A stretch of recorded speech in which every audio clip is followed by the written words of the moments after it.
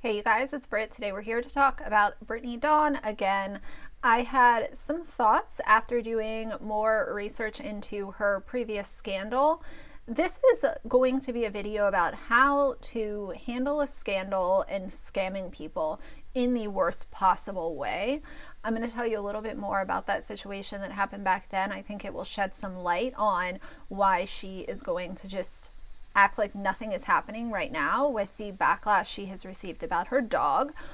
And then we're also going to look at her videos about haters, calling out her haters. Spoiler alert, they're not haters. They are people that were upset because they were scammed. So we're going to go through it. If you're interested, please keep watching.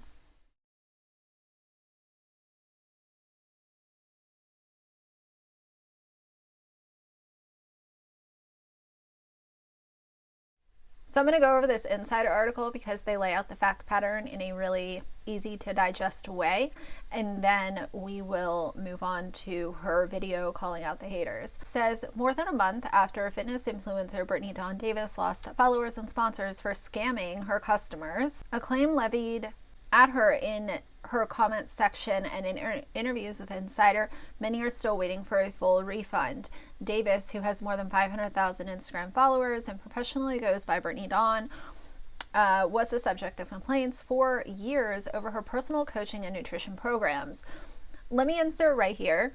In my opinion, if you are someone who wants to get onto a workout plan and you're trying to figure out your diet and you're not sure, you want to count macros and you want something that is going to be tailored to you, please don't ever put that in the hands of a fitness influencer.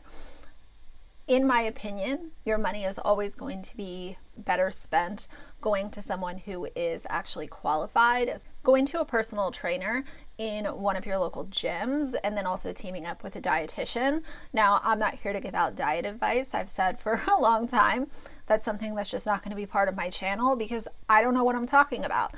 And I'm not here to give out advice on something so serious like a diet and health when I'm not qualified. But when it comes to that, if I was in a position where I really wanted to maybe build some muscle or get a better diet, the last person I would go to is an influencer on Instagram. I don't care if they're known for fitness, if they have the best body on Instagram. I'm not going to pay them. I'm going to go to someone who is deeply qualified and highly knowledgeable in the topic of food and diet and carbs and sugar and everything that you need as far as building a really good diet. Please do not go to any influencer. While the programs, which cost up to $300, promise customized personal coaching sessions and nutrition plans, customers complained that they were all the same. What ended up happening are the customers started comparing notes and they figured it out very easily, and I'm glad that they did start to do that. Davis deleted critical comments and blocked users who complained, multiple followers told Insider. The complaints reached a critical mass in February when users formed a private group on Facebook called Brittany Dawn Fitness Complaints, which has more than 5,000 followers now, to trade stories being scammed by Davis. Davis issued an apology and said she would issue refunds to some customers. Keyword being some. The problem with this is nobody should ever scam anyone, point blank, period. And if you do scam, then I'll say what I always say. If you are scamming people, you do not deserve to be financially wealthy on the platform of YouTube, Instagram, whatever anymore. If you are that kind of person, then what I always say is people should act like this individual no longer exists, because if they're not getting the views and attention that they once were, then eventually they will have to go to some other place in order to generate revenue. The problem is that in order to qualify to get a full refund, she wanted her customers to sign an NDA so that they would shut up about it. They're not allowed to tell their story. They're not allowed to talk about this on social media or to any news networks or outlets. You just don't do that. They signed up for something they didn't receive. When they ask for a refund, give them a refund. Not a partial, not a, here's a full one, but you have to sign this NDA or you're not going to get it. none of those games, give them a refund, do what's right, and move on. Instead, what she did was give the customers a runaround, block them, delete their comments, and then she had the audacity to pick up and go to Hawaii for a vacation. Who does that remind you of? Micah Stauffer, who did something horrible on a public platform, got absolutely called out for it, as both of them should have been. Micah picks up and goes to Bali. Brittany picks up and goes to Hawaii. And then posts the trip on social media. How are you this dumb? That's what I want to know. If you were going to do something so selfish and so stupid, at least don't put it on social media. I could not imagine the audacity and the nerve that it must take to do something horrible, get called out for it, and then go on a luxury vacation and still post about it on social media. Wow. But it's just crazy because she refused to do the right thing. She tried to push these NDAs on customers that were wronged by her. And then she went on a luxury vacation, got involved in some other shady businesses, and came back as a Christian influencer who is holding, I don't know what you would call that, praying conferences and baptizing parties in the middle of a global pandemic. So to me, Brittany Dawn is, and this might be a little bit of an unpopular opinion, but she reminds me a lot of Nikki Philippi, because there's this whole thing where some people feel like they can't be called out if they are loud about their faith and what faith has done for them. Sometimes it acts like a shield. I'm not saying every single time it does.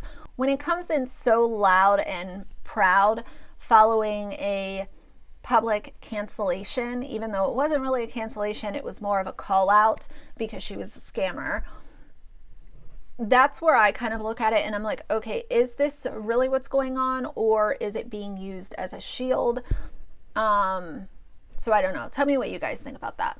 So it goes on to say that while customers were still struggling to get a refund, Davis herself has mostly continued her influencer career without a hitch. Her website no longer sells nutrition and coaching plans for now, but her Instagram pages include a recent trip to Hawaii with some posts featuring what appear to be brand partners, like the local food company 1971 Hawaii. And she puts up this picture and the caption is, "Hey girl, remember that healing comes in waves. You are allowed to feel every rise and fall of your tide. You scammed people." This has nothing to do with her going through a rise and a fall. This has something to do with her being very intentional about taking her followers' money under false guidelines, not promising what was promised, and then having a little bit of a meltdown once customers were upset, and then wanting to give those customers an NDA before they could even be considered for receiving a full refund. Now, there were some of her customers that were considering a class action lawsuit, and to my knowledge, that never went any further than it just being an idea. And I really do wish this. I wish that they would have moved forward with that, because they definitely had the grounds to make this class action. And if there were enough of them on board, Brittany Dawn would have not been able to continue on this path of being a shit individual online. So in January 2019, when this picture was taken, she was celebrating 300,000 on YouTube, and now at the time of filming this, I think she has 250,000. So she's definitely lost some and not really grown a whole lot. But if I was her, I would have probably taken that picture down. I don't know. I just cannot imagine knowing that I scammed so many people and then continuing to gloat about being able to buy a home. And I heard that she took a PPP loan out. Let me look at that real quick. Looks like she did take a PPP loan out. So add that to her list of bullshit. Maybe she used that money to buy her house. But I don't know. I don't know how these people sleep at night. Like, how bad do you have to be able to pull something like this, not make it right? So it goes on to say that Kayla Lippens, a personal coach and Instagram personality in her own right, argued in an Instagram story that a lawsuit was the right course of action. She said Davis did personal coaching sessions with her for 2 weeks instead of 2 months and refused to give her a full refund. I went into detail about my depression, about how I was the S word, about how I was eating, and how I was binge eating, she said. You're paying somebody to help you and be there for you. For somebody to basically take your money and run, it hurts. Customers have also filed consumer protection complaints with the Texas Attorney General's office, according to the Dallas Morning News. The complaints were about transactions between 2014 and 2017, and at least one mentions that a class action lawsuit is in the works, according to the Dallas Morning News. So I'll tell you, in my personal opinion, what should have happened after this course of events, obviously it should have never happened, because you should never scam people and collect money under bullshit and nonsense. What should have happened was her business should have closed its doors. There should have been refunds issued to every single customer that paid, and she should have taken an extended period of time offline. You know, maybe not run away to Hawaii and put it all over social media. That is a huge slap in the face to everybody who was trying to get a refund. That is all that people wanted. You don't tell them to sign an NDA. You do the right thing, and then you won't have to worry about them telling their story, because what are they going to say? I wasn't happy, so I was issued a full refund. What's the NDA for? You know what I mean? You can do what's right. I always feel like if there's an NDA involved, it's because, you know, obviously whoever is asking you to sign it doesn't want you to tell your story. But if they do what's right, then there shouldn't be any fear about you sharing your story, because all the story would say is, I signed up for this, I didn't get what I asked for, and I asked for a refund and it was given to me. Done, you know? So we're gonna watch a stupid video called Calling Out the Hate, March 17th, 2019. So she had also issued an apology. It's been deleted off her channel, and I'm sure that I could find it, but it was such a joke. She was reading from her phone. She was not making eye contact with the camera. Her dryer was on in the background. It was a mess, and that's putting it very lightly. But we are going to listen to this and see what she has to say. Hello YouTube, and welcome back to my channel. I need a new intro. I really need a new intro. That's just getting kind of old by now. Anyways, today's video is going to be, I'm kind of just taking you guys through my day. It's Friday. I am running some errands this morning. I have to go, I went through like this massive closet clean out yesterday, and so I've got a bunch of stuff that I have in the back of my car that I'm going to donate right now. I have to go run a couple errands at the mall. I have a date night. Can I have the rest of my risotto wrapped, because these truffles are amazing and super expensive. And so I kind of want to go find an outfit for it. Yeah, I'm so excited about that. These influencers that like have to buy a new outfit for every freaking occasion, I just sit there and I'm like, you know, this feeds into that like unattainable lifestyle that's constantly pushed out to subscribers. Most people who have a normal income, if they're going out for a date, they're not going to go buy a new outfit. I also see it a lot with when they're preparing to travel. It'll be like a whole new wardrobe for a trip.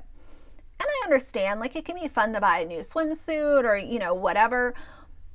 But to go out and buy literally like 5 new outfits because you're going out of town, what about all the stuff that's in your closet right now? You're just like feeding into this, you know, heavy consumerism. Buy this, buy that, buy these groceries, buy this at so-and-so store. Like, it's constantly you know, the hauls and the non-stop just spend your money. Most people, when they're going on a date, do not need a new outfit. So if you have a date coming up, you don't need to buy a new outfit. Go in your closet. You have something cute, I'll guarantee it. Take it to the dry cleaner if you need to, or, you know, whatever. You'll look amazing, I promise. And then I also have my sister's bridal shower tomorrow. So I'm just kind of running around like a chicken with my head cut off. I don't like my chickens live, okay? I like them dead and deep fried. You ever heard of Popeyes? I really don't have a game plan for this video, but sometimes those end up being my favorite ones because you guys just kind of like seeing what I do on a day-to-day basis. So that being said, I'm gonna take you guys through my day. I don't know what it's going to entail at this point. I do know that I have a blowout appointment today for my hair, and then I don't understand the whole thing with blowouts. This is a total side tangent. Blowouts are A, very expensive for what they are, in my opinion. B, why can't you wash your hair at home? Most of the country washes their hair when they're in the shower, no problem. I don't understand this whole idea. Now, if you're going to a wedding or some sort of big event where you want your hair styled, I get it. Like, it can be something fun to do once in a while, but I see so many times these influencers, it's like a blowout is a once a week thing. And let me just look on like Dry Bar. A normal blowout is $45. And then if you have extensions, you need to add $20 to it. And then if you consider the tip, let's just say $15. That is a lot of money to have your hair washed and dried. I don't know. I think it's just a complete waste of money. And it's something that I see so often influencers incorporating into their constant beauty routine. It's like once or twice a week they're going to get a blowout. Why don't you do that at home? It's just one thing I've noticed kind of across the board. Video today, possibly leg workout. I don't know, you guys. I don't usually have days where I'm just winging it, but today is one of those days. I'm also going to sit down and talk about trolls and how I feel about them. And so early on, she is tagging anyone who is not praising her as a troll, and I cannot stand this. Here's the thing. I understand that trolls exist. They exist no matter what size you are. Once you start experiencing a little bit of growth online, you're gonna come around trolls. It's just the way it is. These are people that leave terrible, terrible comments for you, literally foaming at the mouth for a reaction, whether it's a comment, a video, an email, a DM. They love a reaction. That is their fuel. That is what keeps them going. They like to engage in the back and forth, you know, tit for tat. So I get it that they exist, but when you're coming out of a scandal where you literally scammed people out of their money and then didn't do the right thing, and you said if you want a refund, then you have to sign an NDA. This is not the time to label people as trolls, because I'll guarantee you 99% of what she was getting were people that were personally impacted and she stole money from them, or it would be people who were just subscribers or knew of her and felt severely disappointed that she was proven to be a scammer. That's it. They're not trolls. my take on them at this point in life, because it's been quite a ride and I'm kind of in my trolls will always be trolls phase. So I'm gonna talk about that. We're gonna talk about that, I think. I don't know, you guys. Roll with it. All right. Trolls will always be trolls, but why address it?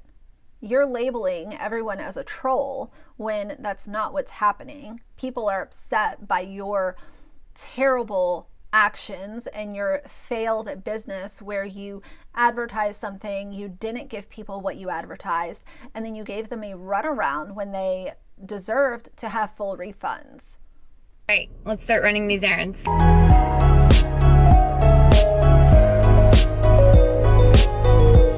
Clothes are dropped off. It is coffee and work time.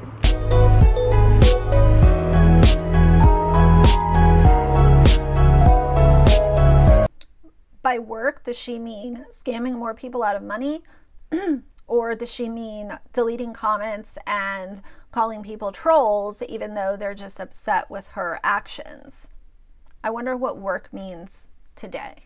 All right, so I have like 7% battery left, as you guys know. Okay, quick side note. I get that timing can be really weird when you're trying to film something, but when you're trying to have a sit-down conversation with people, why would you have 7% battery? Why would you not just wait? I'm pretty sure that she probably has a backup battery or 2 or 3. You're expecting people to listen to you, and you want this to be a conversation with the few subscribers that you have left at this point that will listen to you. And you have 7% battery. Why wouldn't you have just waited? Recharge your battery or replace it. Like, that to me was just very odd. Here's how it went down. You guys, I'm just gonna cut to the chase because I am limited on battery life right now. I made a mistake. Okay. In my opinion, everybody makes mistakes. Some of us more than others. When I think of a mistake, I think of something that is a slip up, a misjudgment call, something that slipped through the cracks, something that maybe you said that you didn't mean. There can be a wide range of things that I consider mistakes, and I think that we're all prone to make them. You know, being online and talking to a camera, it can be hard sometimes. So I get that over the course of creating videos and putting stuff out onto the internet, most creators will make mistakes. However, and this is a huge however, because when I think of what Brittany Dawn did, that was not a mistake. To me, that was a very intentional scam. She made the serious decision to advertise something that she could not produce. Once it came back and people were putting 2 and 2 together and realizing that they had been scammed and brought the complaints to the business like they should have, they were given the runaround, ignored, blocked, deleted, or if they did get a response, it was, well, you have to sign this NDA if you want a full refund. And then the big icing on this wonderful cake was the fact that after she gave y'all the runaround, she jumped her ass on a plane and went to Hawaii for a luxury vacation. That to me is not a set of events that I would categorize as a mistake. I've taken full responsibility for it. I made things right and I did whatever it took to. But you didn't take responsibility for it and you didn't make things right because you told people that they had to sign an NDA if they wanted to be considered for a full refund. Some people still didn't get a refund. I don't know if they got a refund to this day. You know, this kind of is an older situation, but I think that it also, this kind of foreshadows why she's not going to deal with all the criticism that people are giving her regarding Brody, which is why I'm talking about it right now. But you didn't make things right. You gave people the runaround if you chose to respond. And then you really gave everyone else a big FU when you decided to go to Hawaii. To make things right. As a business owner, as an influencer, I have learned from it. For her to call herself a business owner is an absolute sham. I know that not all business owners are good ones, but when I see a business owner who intentionally fed out BS and collected money in exchange for that BS, I'm not going to call you a business owner anymore. Influencer, sure, you can have that tag because an influencer does not come with, I don't know, I wouldn't want to be called an influencer. There is a lot of toxicity and nonsense that surrounds the tag of being an influencer. So you can have that tag, but you are not a business owner. And I'm a prime example of what can happen when you have a platform and you mess up. And I understand that that comes with the territory. I have done everything. But when I hear mess up, I also hear that as mistake. And when I think of a mistake, I don't think of something that was so intentional and something that was planned out and it should have been stopped before it even started. And then once it went out anyway and it was brought back to your attention, you did not do the right thing. The right thing would have been to issue refunds for every single person, shut it down, take the time offline, preferably don't go on a luxury vacation, and then come back and have an honest conversation with people. And then you can say, I did the right thing because I issued refunds to every single customer that was in my, Salesforce or whatever Shopify system that she uses. That would have been doing the right thing. Now, intentionally scamming people, not the right thing, but the remedy would have been doing the right thing by issuing a refund to everyone. Everything that I can in my power to fix it, to apologize, etc., etc. But one more time, you didn't do everything in your power to fix it because you could have easily made the request as a business owner. Business owner equals you're making the decisions for the business because you are the owner. And as the owner, you should have said, I want to do everything in my power to make this right. So we are issuing refunds to every single person who is in our sales database. And we're shutting it down. So I'm not giving you any credit for doing the right thing. So let's stop saying that this was a simple mistake and you did everything to make it right, because the facts show otherwise. To say that I have an incredible customer service team and we have addressed every single issue that has come forward. So addressing every single concern, does that mean deleting it? Does that mean ignoring it after you read it? Does that mean telling someone, well, you're not going to get a refund unless you sign an NDA? Or does that mean we're going to give you a 25 or 50% refund, here you go, and send them on their way? As an influencer, I stepped back. I took a social media break for a few weeks to focus on correcting the things that needed to be fixed at that time.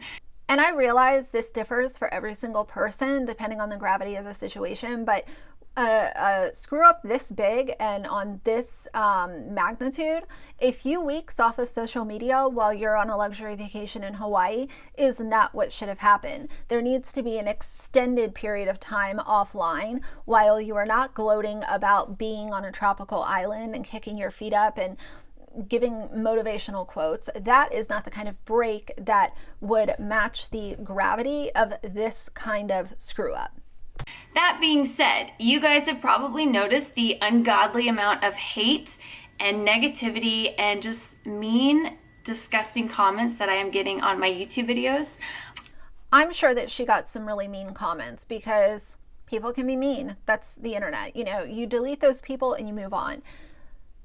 The people that felt personally impacted or let down or distraught by her scamming people, those are not haters and those are not trolls. Just a friendly reminder, I recognize that there were probably people that were saying really nasty things, because some people, when they have the opportunity to say something nasty, they just dive headfirst in, and that's just where they live. But people saying, I'm really disappointed in you. How could you lie? How could you scam people out of money?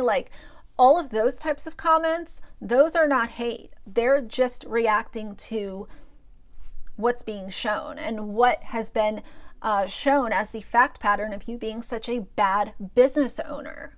On my Instagram post and pretty much everywhere, Twitter too. On an Instagram story a few weeks ago, I stated that I was no longer deleting comments, that I was no longer blocking people, and I'm gonna stay true to my word on that. That being said, the problem is that she was blocking people that were bringing her legitimate concerns. That's kind of where the fanning of the flames first kind of started, because not only were people realizing that they were scammed out of their money, but secondly, people that were bringing concerns and frustration to her were being deleted. And that's the last thing that you do. You do not take someone's money and then when they come back to you upset, you delete them. No. There are pretty sickening things being said about me on posts, on YouTube videos, whatever the case may be. And I'm not here to play victim. That comes with being an influencer. I get that. She kind of is playing the victim in my personal opinion, but let me tell you guys, I have watched a wide range of YouTube videos that were commentary regarding this whole Brittany Dawn fitness scam. And of all the videos that I have watched myself, I did not see one video that I would consider hateful, you know, gross, troll-like, bullying. And I would be completely fair in this situation because I realize that people can bully, and sometimes, like I said the other day, you can be a covert bully. And maybe you're not yelling and screaming, but the words and the actions that you are taking in your video are bullying. That's just how it is. But of all the videos that I watched from many different content creators regarding this scam specifically, I would not consider any of that hate or trolling or bullying or harassment. Is it hard for me to see those comments about myself? Yeah, you know, I would be lying if I said that it wasn't hard to read some of those things. We're all human. We all feel things. A few weeks ago, I was really letting those comments get to me. It's hard to read those comments about yourself. Yes, 100%. However, when you create the event that is being called out and people are only calling you out for what you did, what else do you want people to do? Not say anything and act like you're not a scammer? Now, if she was just living her life and this scam had never taken place and she was just doing her thing and that's it, and people were coming out of the woodwork and just being really ruthless and toxic towards her, I would absolutely be on her side because I know what that feels like. However, she put out something that she could not fulfill. When things were brought to her attention, she did not do the right thing, and she deleted, blocked, and called everyone trolls and then went on the vacation. That's not a good look. Like really, it was really hitting me hard. It was weighing heavy on my heart. But I am in a phase now where trolls will be trolls. And when I step back, this is the same thing that Nikki Phillippi said after you know, the whole thing with Bowser went down and people were so upset with her and Dan and calling her out, calling both of them out left and right, as they should have. When she came back, she wanted to really focus on the few people that were saying probably really hateful things, but you don't fuck with dogs on the internet. In my opinion, based on what I've seen and based on my very strong opinions regarding dogs, you just don't do that. So to return and automatically focus so heavily on, oh, well, these people were saying really mean things. What about all of the other people that have been following you and your journey for years or months, and they all of a sudden log on one morning to YouTube and they get absolutely caught off guard by this video that you posted and they have feelings about it and they're not happy? Those people deserve to be heard. You got rid of your dog, for Christ's sake. to look at the situation for what it was, I noticed a few things, and it's just crazy to me. 99% of the people that are saying these things online have, one, never been a client of mine. Two, they have never been directly impacted by the situation itself. How do you know that someone was never a client of yours? If they're using a screen name like Strawberry Shortcake 719, how do you know that that person is not actually, you know, Angela Smith, who was a client of yours? You cannot say that with certainty. The internet operates under screen names and avatars. You cannot say this person was definitely never a client of mine and they were not impacted. You cannot say that with certainty. And even if they weren't directly impacted, say they did not directly give her business money for one of these plans, people still can look from the outside in and be upset for the people that were scammed. And the fact that this influencer is now acting the way that she is, that's part of being on the internet. You don't have to be personally impacted by something in order to have really strong emotions about it. They don't even know what's really happening. They don't know the whole story. They're just jumping on this bandwagon on... Okay, but if people are reacting to what the majority is saying, that we're paying customers and they're sharing their story, Are you telling everyone to trust you and not them?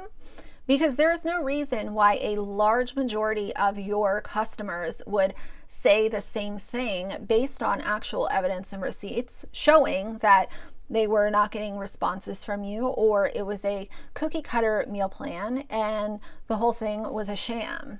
I don't believe this jumping on a bandwagon thing. I think people were definitely reacting to the customer complaints that were coming out. And once the customer complaints, got larger and larger and larger, people, even if they weren't directly impacted, had an opinion about it. There's no jumping on a bandwagon. It's recognizing a scam for what it is.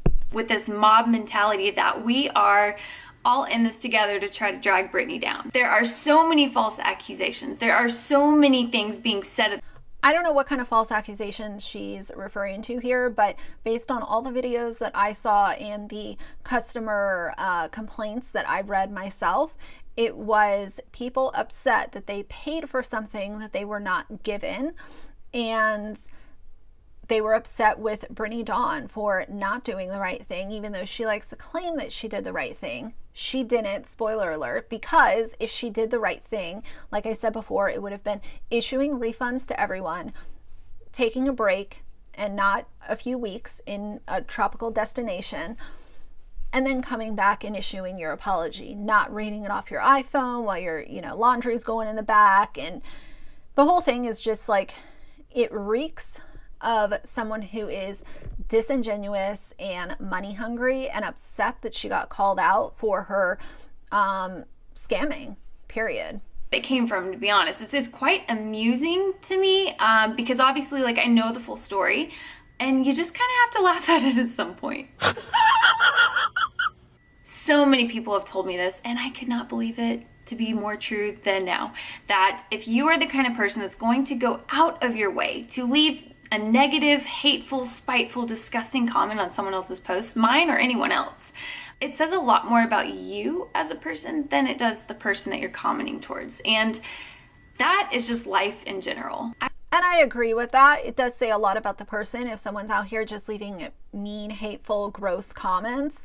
However, this again goes back to this idea of focusing on the small handful of actual hateful comments that you were getting, instead of focusing on the ones that were calling you out for being a scammer, feeling disappointed, feeling frustrated for the customers that were impacted, and then feeling angry that you jumped on a flight and went to Hawaii instead of issuing refunds. And then there's the whole NDA thing. This whole thing was just a clusterfuck of a mess. I've said it already, but you guys, like, I'm here to say it again. I messed up. I made a mistake. I am human, but I took the step. It wasn't a mistake. It was intentional, it was planned, and it was not handled correctly once it was brought back to your attention and you wanted to call everyone a hater. As a business owner and as an influencer, to fix said mistake, and I'm fixing it so that I can move forward. But you didn't fix the mistake, because if you did, you would have issued refunds very easily. You would not have demanded anyone sign an NDA, and as soon as they asked for a refund, you would have apologized and given them the refund. This was poorly handled, it was mishandled, and she is so upset that people actually came together and started comparing notes and figured it out. And to the male YouTuber whose name will be left unmentioned, simply because it's clear as day that he's riding this wave and he's trying to ride my coattail for subscribers or 10 seconds of fame or to get more attention online. You need a new hobby. You really do. Like, dude, it's over. Get a new hobby, maybe a girlfriend. Actually, no, you probably shouldn't do that. I don't like how she ends up calling out this male YouTuber. You know, men will make commentary about female influencers and female YouTubers. That's just the name of the game. When it comes to her trying to be really snarky here and being like, oh, you should get a hobby, you should get a girlfriend, well, maybe not get a girlfriend, don't do that. It's really distasteful. Like, now isn't the time to be snarky. You're the scammer. You're the one that got called out. People are going to have opinions about it. People are going to make videos about it with updates. You know, that's just the name of the game. This is YouTube, it just came off really tacky to me for her to try to be like, oh, well, you know, he's a man, so his opinion shouldn't be listened to. He's just riding the wave. I've had men make commentary about me, and some of it has been really distasteful and gross, and I just keep it moving. Like, I'm not saying that it's right. I'm not justifying what they're doing.